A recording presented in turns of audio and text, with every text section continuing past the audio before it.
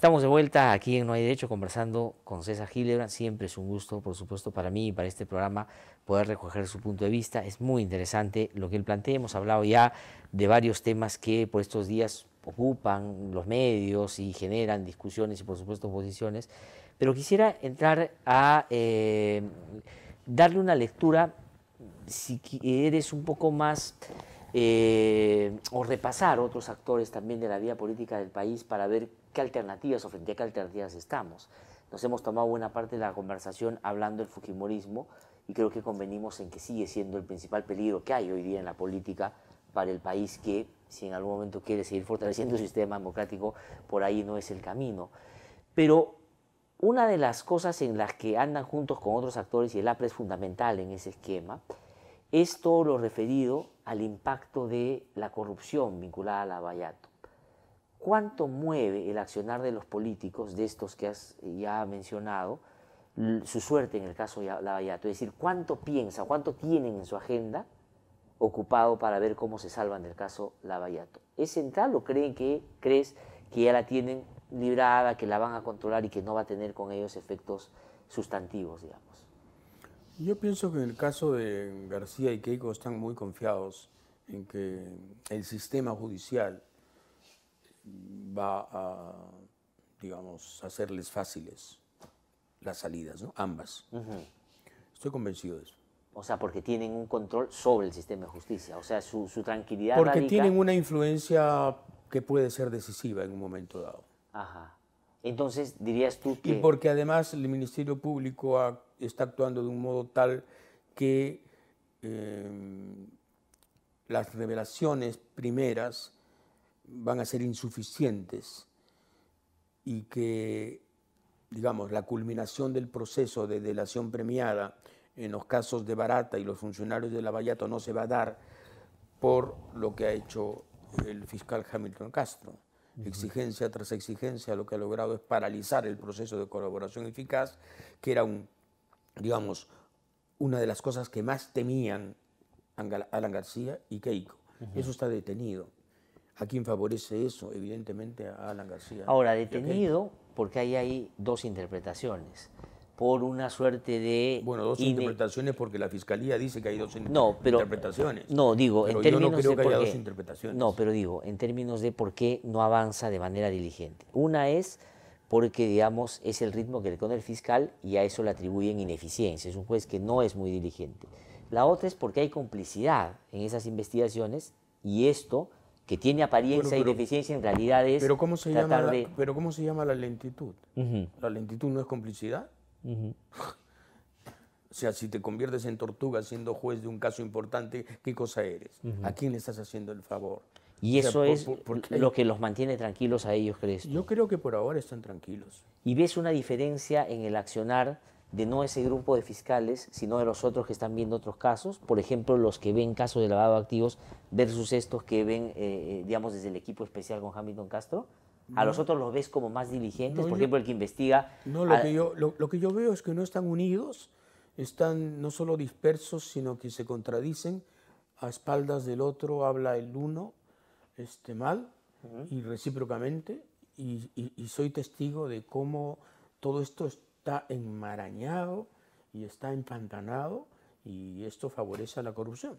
El Ministerio Público no ha estado a la altura de las circunstancias, por más que el fiscal de la Nación sea una persona honorable y decente, como sí creo que es, pero no ha sabido manejar las cosas, ha permitido califatos en su organización, en su institución. Entonces el califa de lavado, el califa de no sé qué, el otro, y resulta que no hay un solo puño para enfrentar esto, cuando debía precisamente haber coordinaciones de lo más finas para trabajar juntos. Ahora, pero si eso ha pasado con un fiscal con altas calificaciones como Pablo Sánchez, entre otras... ¿Qué iba a pasar con Chávarri, no? ¿Qué iba a pasar con Chávarri? Es la pregunta. Bueno, pues por eso es que te contesto que creo que Alan García y Keiko están tranquilos. Ajá, o sea, esa es su garantía. Y deben estar aún más tranquilos con la avenida de Chávarri. Ajá, o sea, digamos, ahí sienten que su círculo de impunidad como que se ha consolidado. No solo la avenida de Chávarri, sino también la llegada del nuevo presidente del Poder Judicial para diciembre, ¿no?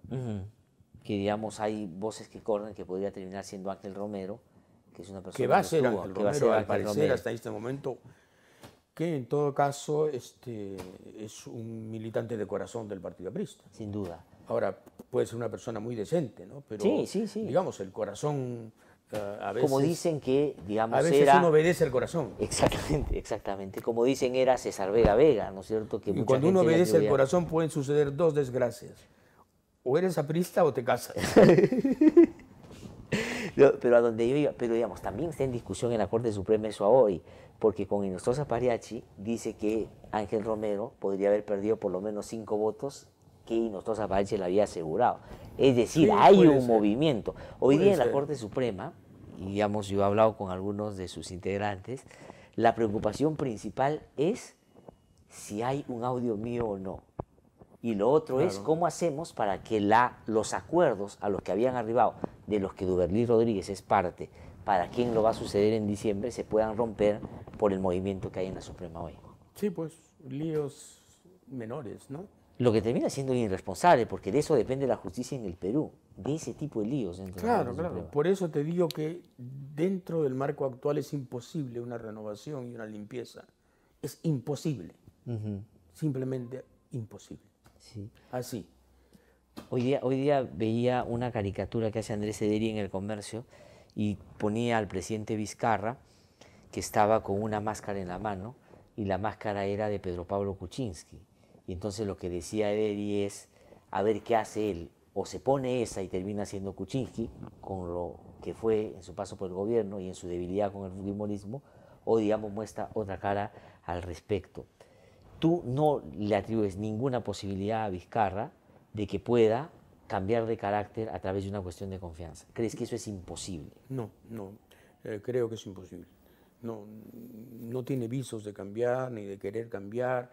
Y además, para acometer un toro como el que viene, necesitas no solo un gran carácter, ¿no? Sino necesitas una gran convicción.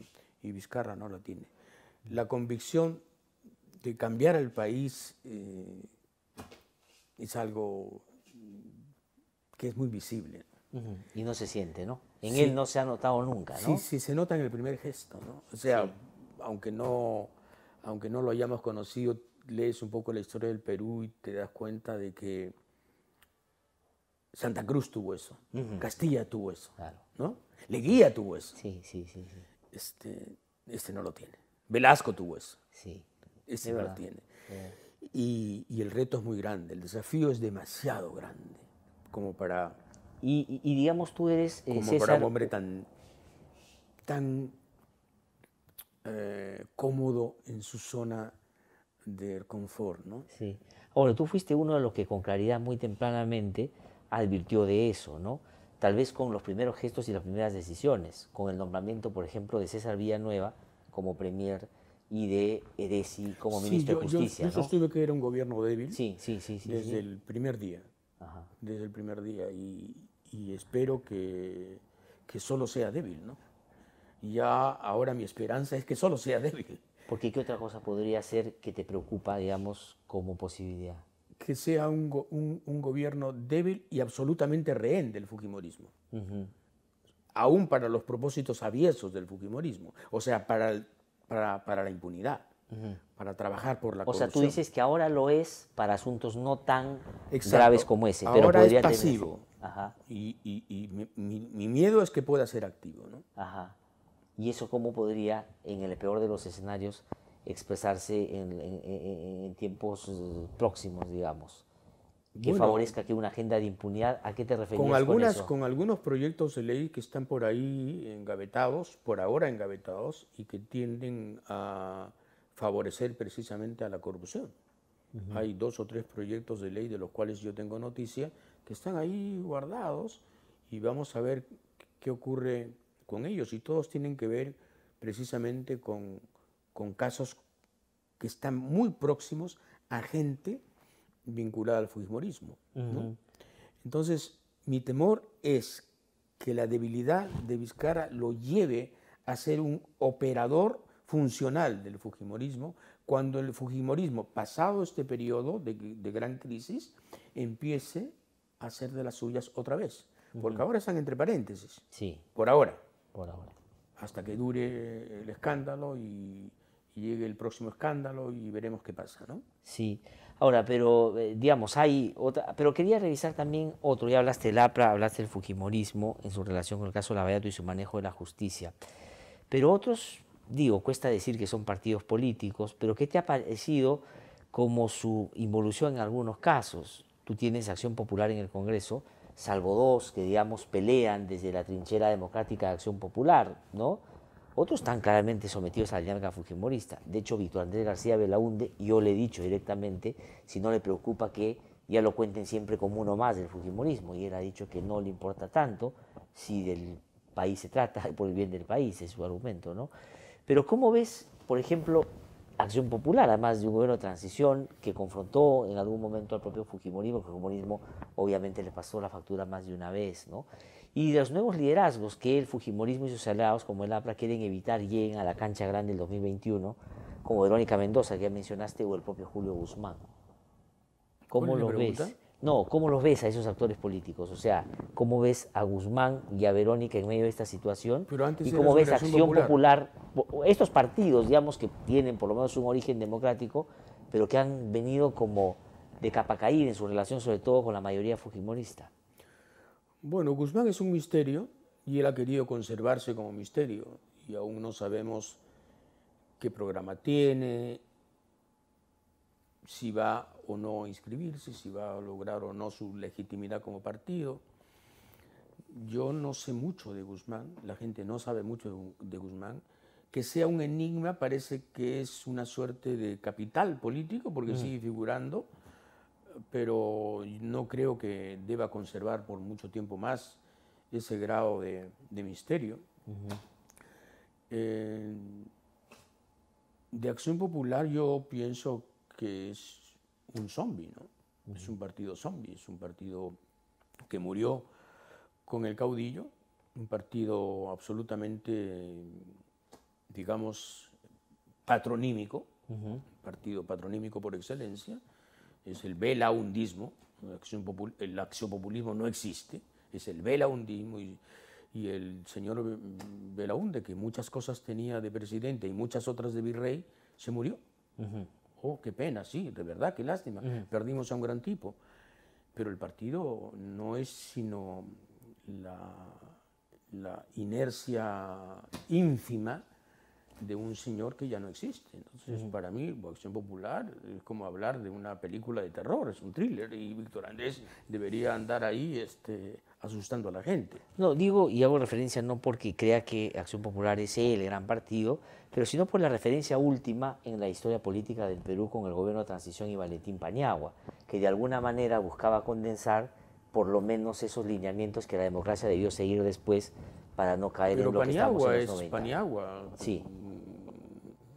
Paniagua es un accidente, el partido no existe, el partido es una mentira. Y en el caso de la izquierda, tú hace un rato ya hablaste de la fragmentación. El partido es el sueño que ahora tiene Barnechea de, en fin, auparse ahí y convertirse en una suerte de Belaúnde del siglo XXI, ¿no? ¿Con posibilidades crees Ninguna. tú? Ninguna. Pero no porque yo quiera, ¿no? Sí, Sino no, sin duda. Porque las tendencias son esas. Ajá. Un partido que tuvo como, digamos, programa central el Perú como doctrina, te imaginarás lo que puede haber aportado a las ideas, ¿no? Y con las complicaciones del Perú, con las complejidades del Perú actual, imagínate lo que representa Acción Popular. En cuanto a Verónica, yo le deseo lo mejor, pero le veo cada día más acentuadamente una enorme propensión a ser fantasmal, a no existir, a desaparecer, a difuminarse. No sé qué talento tiene para no ser. Es hamletiana al revés. Ahora, entonces, es no otra entiendo. a la de la campaña, ¿no es cierto? ¿Qué? Es distinta a la de la campaña. No solo es distinta. O sea, porque la Verónica de la campaña, campaña, digamos, uno veía en la austeridad en la que se movía, pero a la vez el despliegue que tuvo y el performance que desarrolló realmente era admirable en Pero no términos, se trata de digamos, campaña o no campaña, se sí, trata de tener una voz no, sin duda, permanente y una presencia crítica y no, protagónica sí, en la por política. eso digo, ahí se ha desdibujado, pero digo, Sí, pues, pero en fin, ahí está, ¿no? ¿y qué piensas de la Es, izquierda en es una 2020? mujer tácita, Ajá, tácita, porque se sobreentiende que está, pero no está. ajá. Al final, al final, Ahora, al final es una sacavueltera. Nunca sabes dónde está. ahora, ¿y qué Y te cosa va digo a que es una pasar? lástima, ¿no? Porque es una persona que me parece que puede ser importante. Y el Y en cuanto al 2021, señor Arana, bueno, es una especie de, no sé, un burócrata eclesiástico metido en sus asuntos, ¿no? sí, A ver de qué tamaño tiene la diócesis ajá. y a ver cuánto crece la diócesis. Ahora, Siempre me pero, parece que está en disputa con, con el virreinato de La Plata. No sé por qué lo veo así. pero entonces, si esa es tu lectura, hacia el 2021 hay manera de que deis alguna alternativa potable, o digamos, solo describes a dos personajes de varios otros que todavía no están en escena y que podrían ir llenando ese vacío de ese sector, digo, hacia la izquierda. Bueno, Guzmán es potencialmente Un centro izquierda, ¿crees tú que puede ser él? potencialmente un peligro para Keiko, pero solo si empieza ahora a construirse, ¿no? Lo que pasa es que él ha tenido una etapa de figuración, luego vino esta canallada del jurado que lo sacó de carrera y ahora está en una etapa casi francesa de construcción, ¿no? Se ha deconstruido o desconstruido, como deberíamos decir en español. Ajá. Y, pero él sí tiene un inexplicable, un animal potencial electoral entre la gente. No, no entiendo por qué, pero lo tiene. Y ahí está, entre 15 y 16 y a veces 14, pero nunca menos que eso, Sí, pues. sin hacer campaña, sin tener presencia alguna. Ahora, eso, digamos, claro, cómo se administra tanto tiempo, ¿no? Porque al 2021 hay un largo camino por andar y los otros se Sí. van a ir moviendo. Él tiene que en algún momento ver En todo qué caso, hace. la figura que competirá con Keiko quizás ni siquiera esté todavía en el ¿Tú escenario. crees? Sí. ¿Y desde dónde puede aparecer? ¿Desde qué Bueno, sector? Porque, digamos, algunos dicen uno más radical de derecha que la propia Keiko. yo voto por un extraterrestre, por si acaso, en ese caso. Sí, de dónde vendrá no Gana. me interesa. Sí. No me interesa de dónde venga. Ajá. Pero si es una persona decente que promete un gobierno responsable, sensato, de centro, izquierda, socialdemócrata, parecido a lo que yo creo que es el ideal para el Perú, ahí me tienes. Ahí me tienes. No importa que tenga 3 orejas, sea verde, no me interesa. Sí, ¿y qué va a pasar? Tú mencionaste hace un rato, hablando de Guzmán, el papel que cumplió el jurado de elecciones al sacarlo de la carrera. Queda claro que eso no fue por asuntos, digamos, de ser estrictos, digamos, con procurar que los que participen sean representativos de partidos políticos que no solo estén inscritos, sino que funcionen. Pero la OMPE también empieza ahora a ser como protagonista de historias, la verdad, que nos regresan al 2000, además con personajes que en esa época fueron protagónicos, como Cabaza, ¿no? ¿Qué confianza puede dar ahora eso? Y eso que estamos disputando el escenario de las municipalidades todavía y gobiernos regionales, ¿no? ¿Cómo ves eso? Porque hoy día con más, me parece, recurrencia se habla de montesinismo instalado en varios lugares.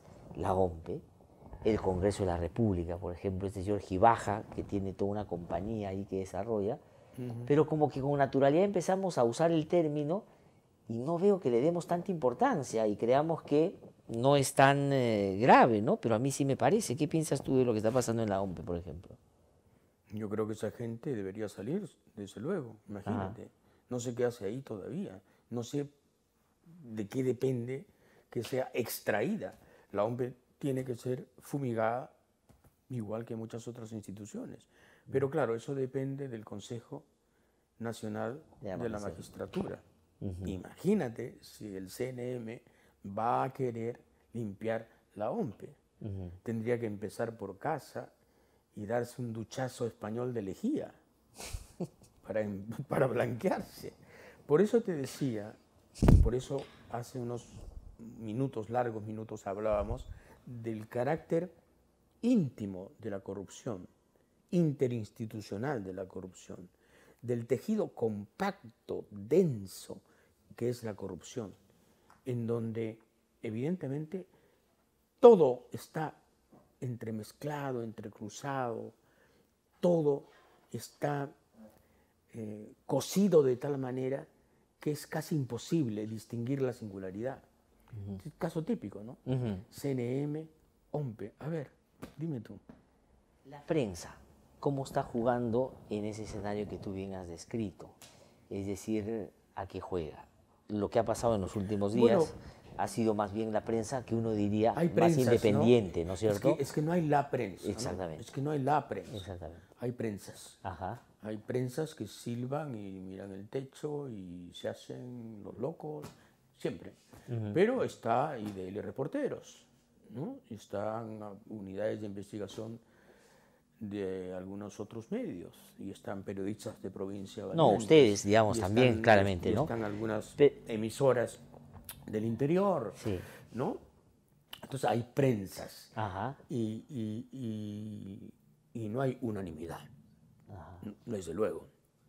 Hay prensa interesada en que esto siga y que va a luchar todo lo que pueda para que esto se solucione en el marco actual de la institucionalidad resentida, herida, pero no de muerte.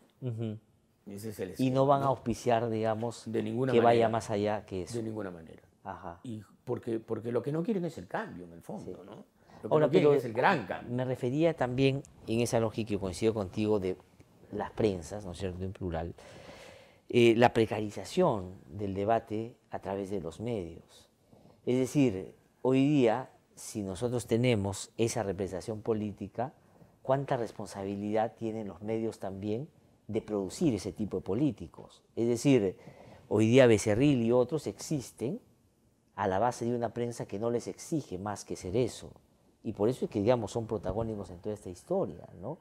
Eso es irreversible, digamos, porque de verdad uno ve la televisión, escucha o lee los periódicos y te das cuenta que ahí no hay lo que, digamos, con las críticas que se puedan tener por las posiciones que tenía en algunos ámbitos, había hace algunos años, ¿no?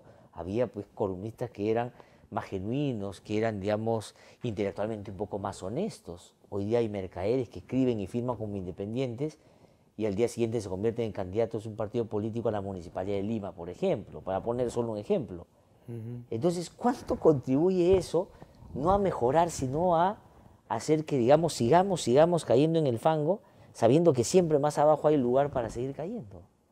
¿Y cuál es la pregunta? Esa, pues, la prensa, ¿cómo la ves? O sea, ¿qué papel está jugando esa prensa más vinculada a estos intereses? Prensas. Sí, pero me refiero a esa más precarizada, no a esta que tú has descrito bien, la que defiende la libertad de expresión, la que investiga, que dicho sea de paso no está en los llamados medios grandes, si quieres, pero esa que está ahí instalada, o sea...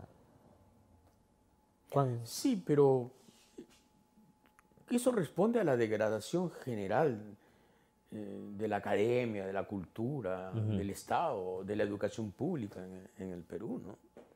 O sea, discúlpame, pero hace décadas que padecemos esto.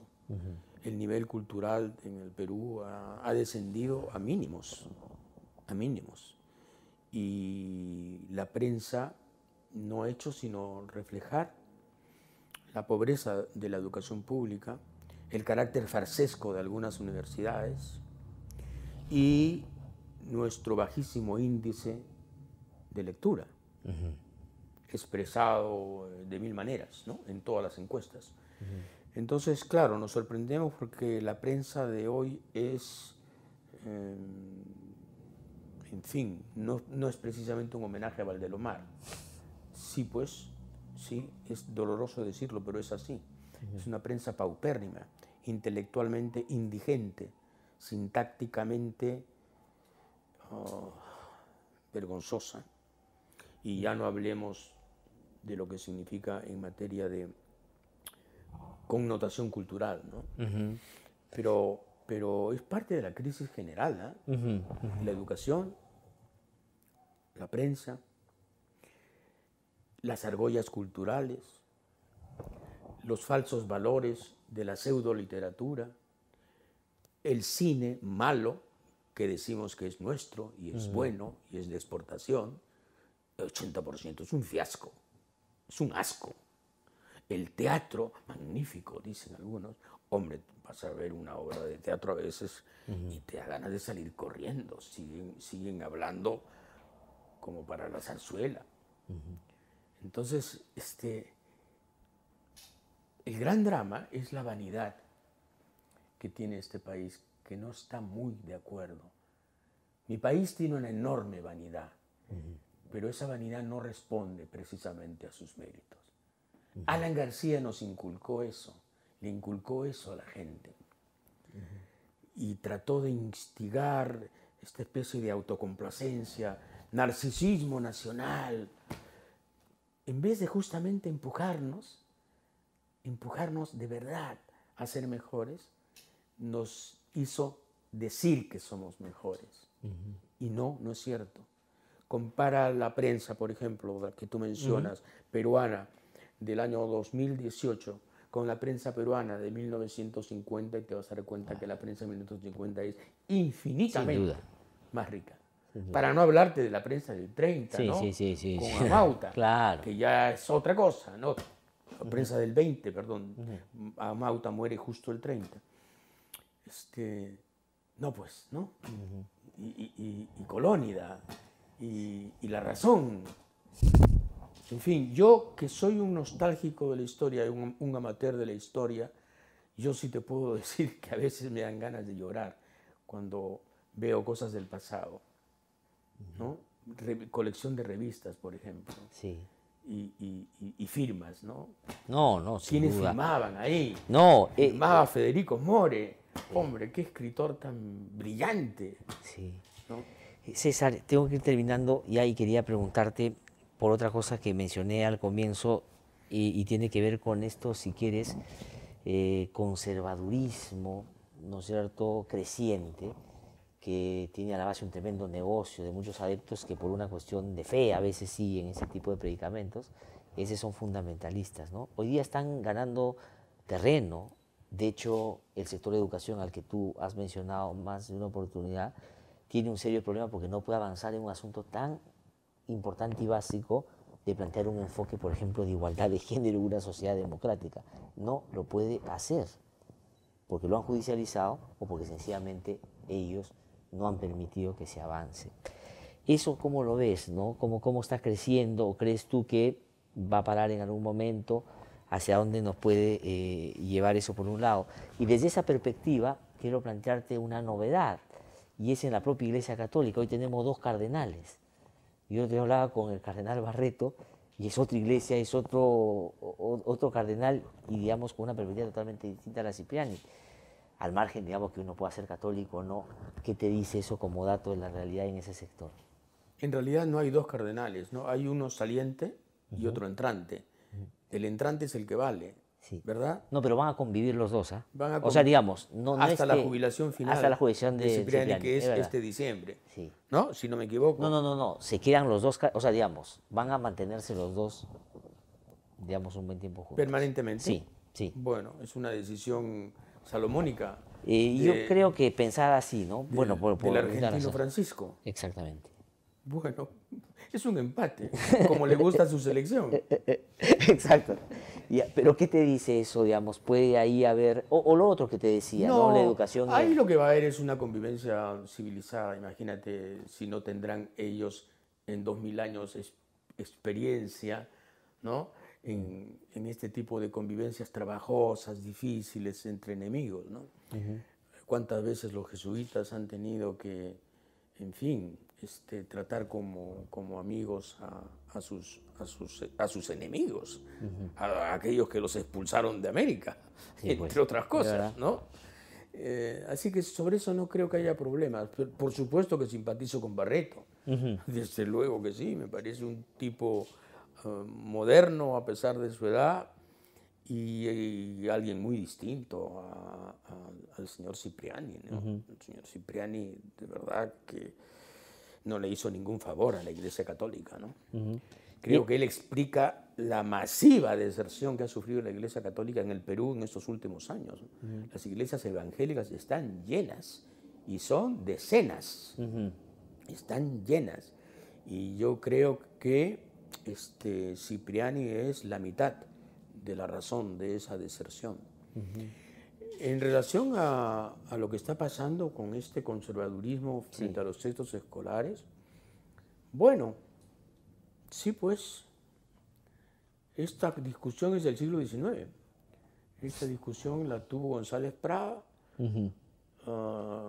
esta discusión la tuvo Haya de la Torre en 1923. ¿Te acuerdas? Con El Corazón de Jesús. Sí, impuesto claro, por Leguía. Exacto. Y Haya salió como claro, presidente de la Federación de Estudiantes a decir de ninguna manera. Imagínate. Bueno, hoy estamos en día... 2018, por eso te digo, el Perú es un país exquisito. Sí. Conservamos tradiciones de un modo tal que ni Grecia. Seguimos discutiendo lo del siglo XVIII y XIX. Ahora, pero con un cambio significativo. Y XX. Que hoy día el que levanta la mano para reclamar no es García, sino más bien está del grupo que plantea ese tipo de conservadurismo, ¿no? Porque García empuja esa línea claramente, ¿no?